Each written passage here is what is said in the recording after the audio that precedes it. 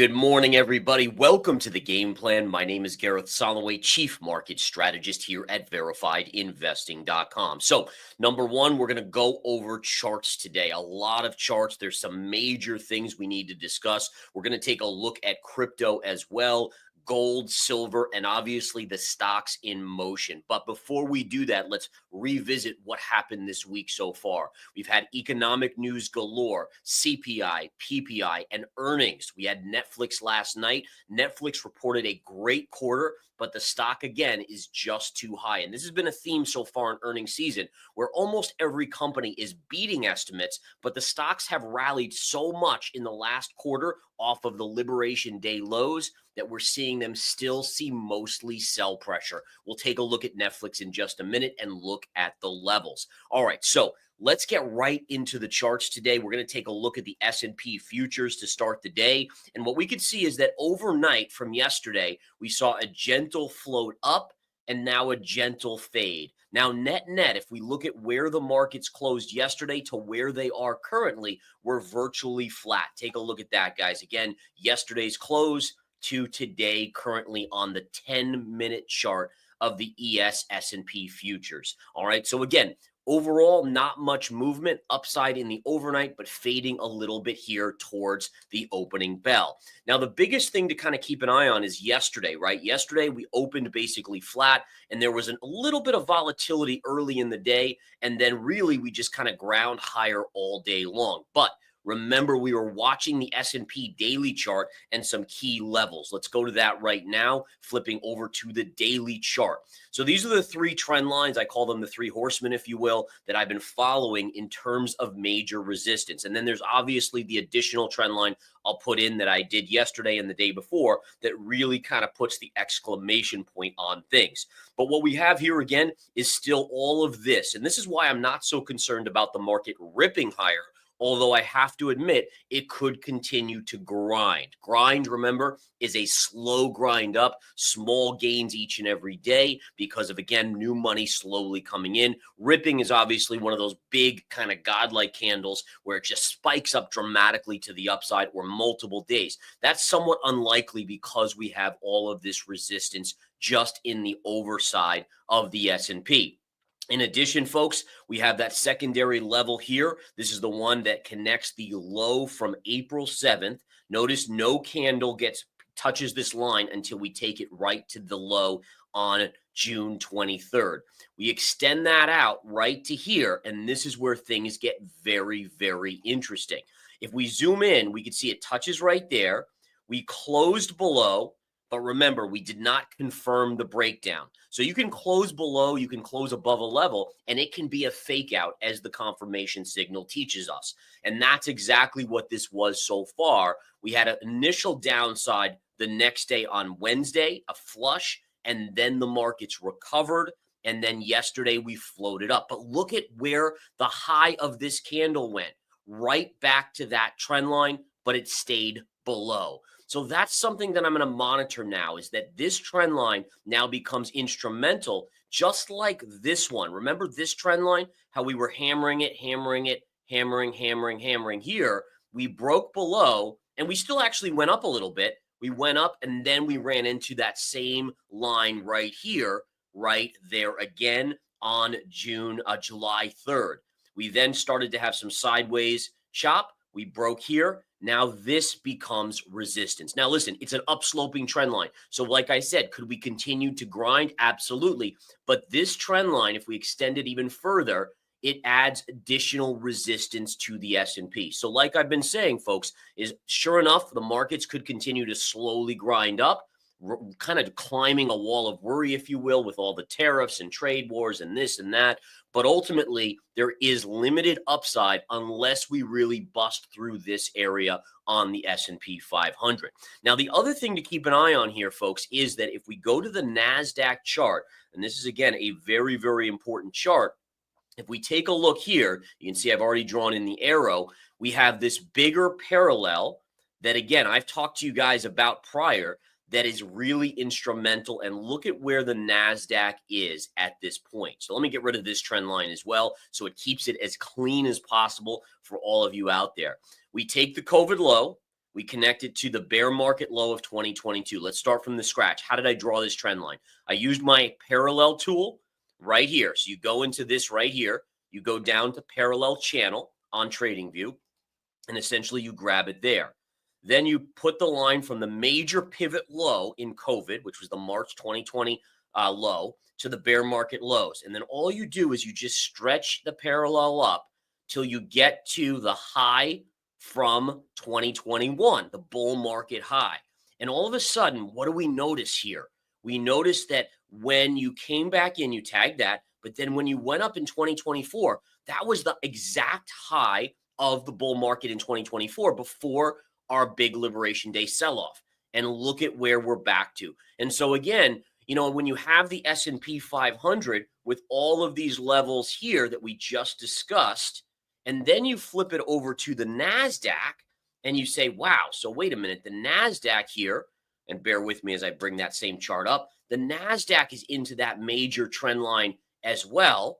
It tells me again that there should be, and I say should because remember, in trading, there is no guarantees. There's always risk. Nothing is 100%. But a high probability is that the markets, again, NASDAQ into resistance, S&P also into resistance, we're nearer a top than a bottom, essentially. In other words, there's more chance of a stall out, maybe a grind, but a stall out, and then eventually a roll over than not. And again, I would put it on about 70 to 75%, maybe even up to 80%, considering how extended we are on these charts, that we're close to that. So let's get back into some other charts here. I just wanted to go over that with you guys. The dollar today is grinding lower. Interestingly enough, the dollar closed above this trend line, but ask yourself, did it ever confirm? No, no, and still no. So what that tells us, and by the way, this is just great education, and I love educating you guys because, again, it's things that I did not have as a new investor when I was young, and I lost a lot of money because of it. But education is number one. Here we have a downsloping trend line here. We broke above. If you don't confirm above a level, the level remains a weak level or a minor support. So it's still technically support. And you could see it yesterday. We came down, we pierced it, and we bounced up. But again, there's a difference between major and minor. So when I'm looking at trend lines, and this is something that I teach often, is I'm looking to decide, okay, is this a major support or resistance? Like, in other words, it's going to be a rock wall or a brick wall, or is it just kind of a fence, a weak fence, a post fence that you can knock down? And the answer is it depends on whether you've confirmed above or below the level, or if you haven't. When you don't confirm above a level, it tells us this line is still not really the greatest line in the sand or the greatest wall. Yes, it's a little bit of a wall, a little bit of a dip back it might hold. But as of now, this would be weak support here, meaning that it might bounce. But again, odds are probably at best 50-50 that this line holds if the dollar pulls back. Now, if the dollar continues and confirms, then this solidifies as a major support, and the odds start to favor a move up to that 100 even number. Looking at the U.S. 10-year, the U.S. 10-year creeping down just a little bit. In all fairness, after such a big bounce here, it kind of makes sense to have a small pullback. We're kind of still in this mid-range here, not into resistance yet, but obviously pretty far away from support. Down sloping line, up sloping line there. Those are the levels I'm watching. You could even add in a secondary line here if you really wanted to. This could also be a little bit of support right down here, pivot low to pivot low. So again, we're talking, 4.27 to about 4.23 of support on the 10-year and resistance here. We did get a Fed official, but in all fairness, Fed Waller, he essentially yesterday came out and said, hey, I think we should cut rates in July, which is at the end of this month, really just about a week away from this meeting. But essentially what he was saying was that he believes the labor market is weaker than even the numbers are construing. And he's encouraging a cut. But you might say, wow, this is a big change to the Fed. No, this has been one of the people on the Federal Reserve that has always been a dove and is always calling for a cut in rates. So it's really not a change in character for the Federal Reserve. And again, you would see a bigger move up in the markets if this was a new Fed official calling for a rate cut. All right, let's get into Netflix earnings. Netflix is down on earnings. You can see initially the good news popped the stock up to about 1307. It then dropped the stock down to about 1234, and then it kind of solidified into this sideways chop around 1250. Please note that if you go to the previous day's close, we're still net positive. So yesterday, Netflix was up about $25. It's down about $22 on the day today. So net, and by the way, I'm not yesterday. Yeah, yesterday was up about 25, down about 22 today. And so really, what does this mean? Well, it just means that the earnings were very good. But as I've said to you guys before, and I said this at the beginning of the game plan today, is that a lot of these earnings are going to be good. The markets have come back, but there's always a but.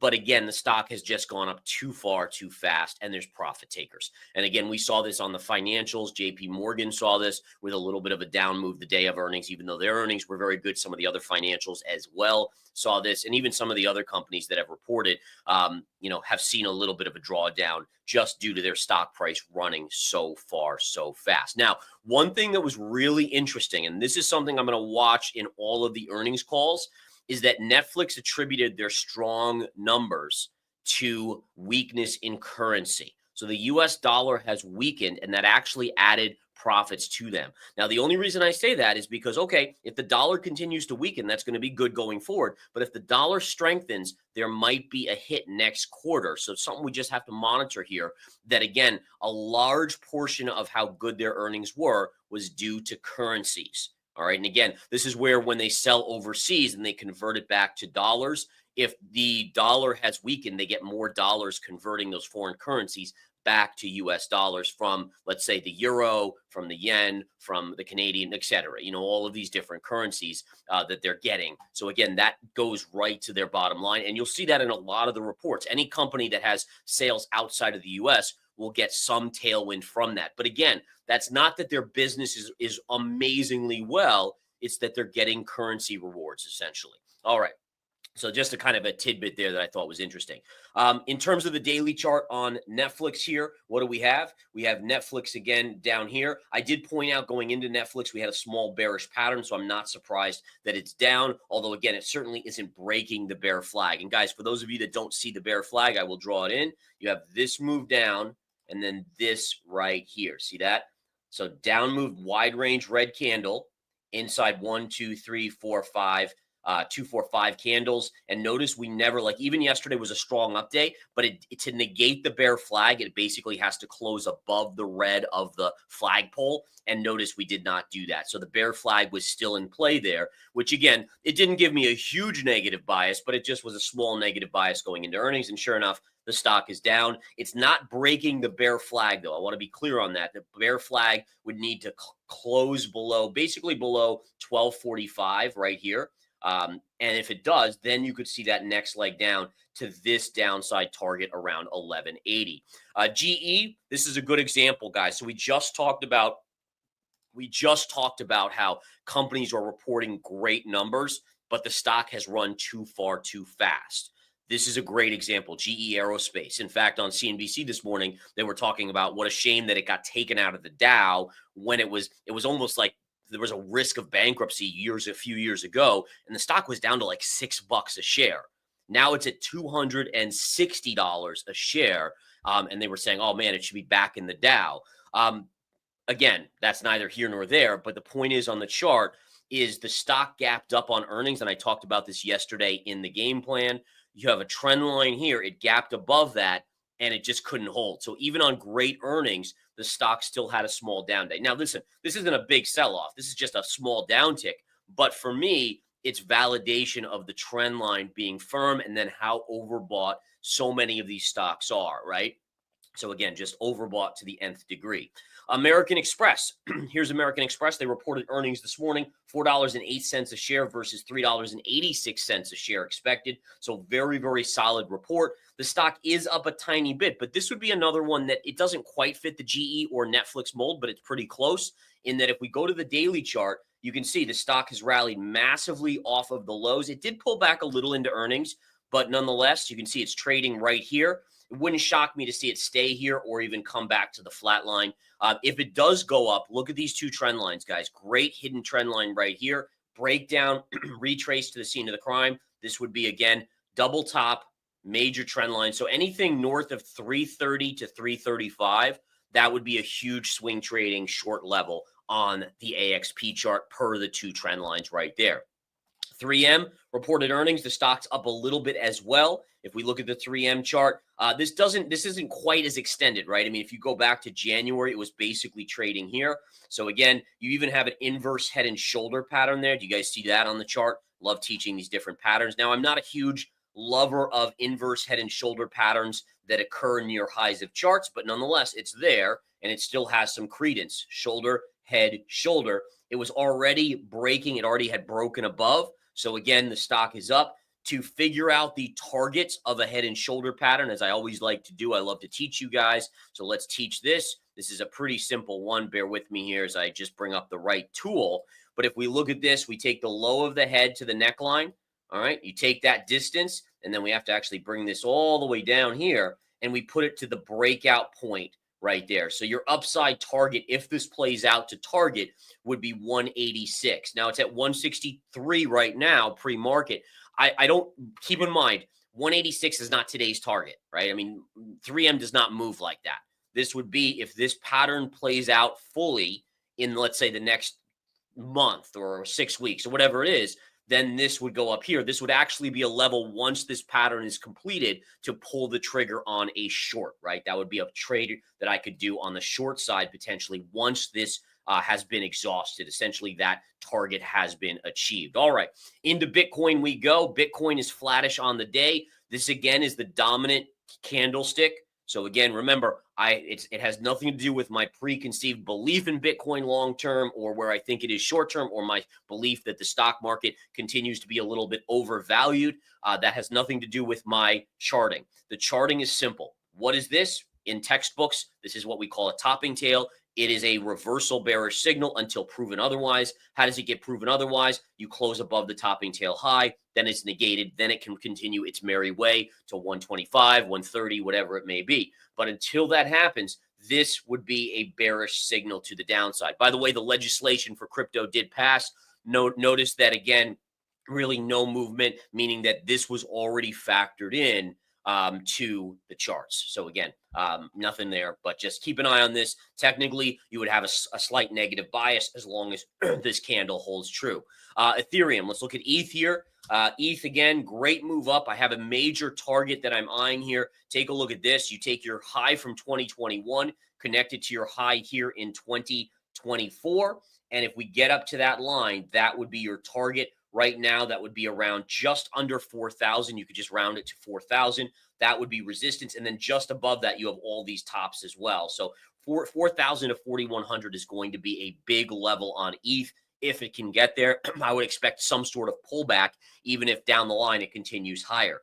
XRP, I wanted to bring this to your attention. XRP has had an amazing move. Take a look at this, guys. Incredible rally from the June 23rd low. This has gone up 92%. Incredible rally, but it has slammed into resistance on a technical analysis basis. High pivot from 2021 connected to the high pivot from 2025 January. And what did we just pierce? Right there. So you would expect a pullback. I would say the pullback should be probably about the big support is going to come in right here around $3 to $2.95. So again, considering it's had such a run, that would just be your run-of-the-mill correction there.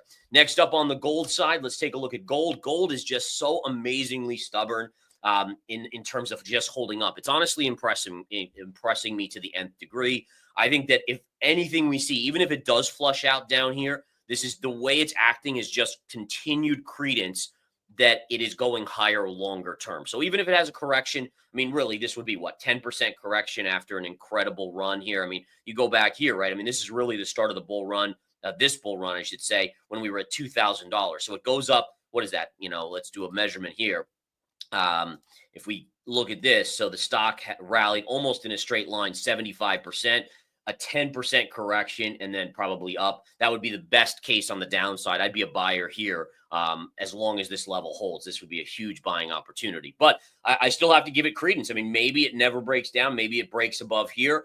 Just the mere fact that it's risk on in the markets and gold continues to hold up is just so impressive. I have to, again, I'm just very, very impressed. That's all I can say.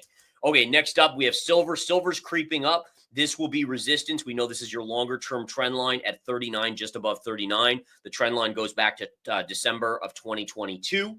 And again, if we tag that and can break that, the next leg up begins. Where would it potentially go? Let's zoom out. Well, you have a pivot up here at $44. $44 would be your next resistance, followed by basically $48 to $50, double top on that. So again, those would be your levels to watch. Remember, it must take out this 39, low 39 area to get that momentum in there.